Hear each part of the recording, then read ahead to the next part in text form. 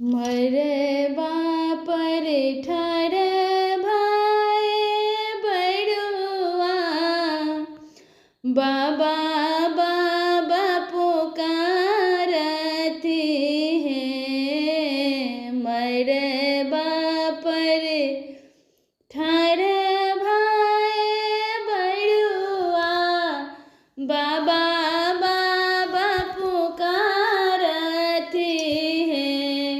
आहे के छिए कुल के मालिक, हमरो जानवा देव है। आहे के छिए कुल के मालिक, हमरो जानवा देव है। घर सो बाहर भेले कुल देवी, बड़ुआ पुकार सुनी है। घर सो बाहर भेले कुल देवी, बड़ुआ पुकार सुनी है। आहे हम छिए कुल के मालिक, हम ही जानवा देव है।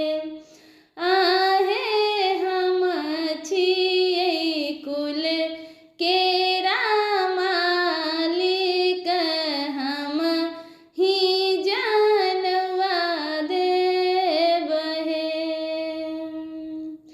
मरबा पर ठाड़ भाई बड़ुआ, बाबा बाबा पुकारते हैं।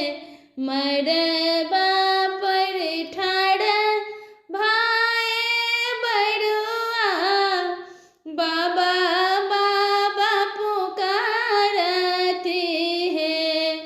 आहे के छिए घर के मालिक, हमरो जानवा देव है। आहे के छिए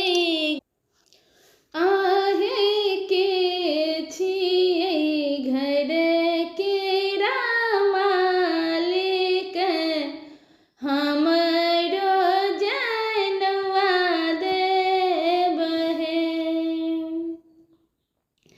घर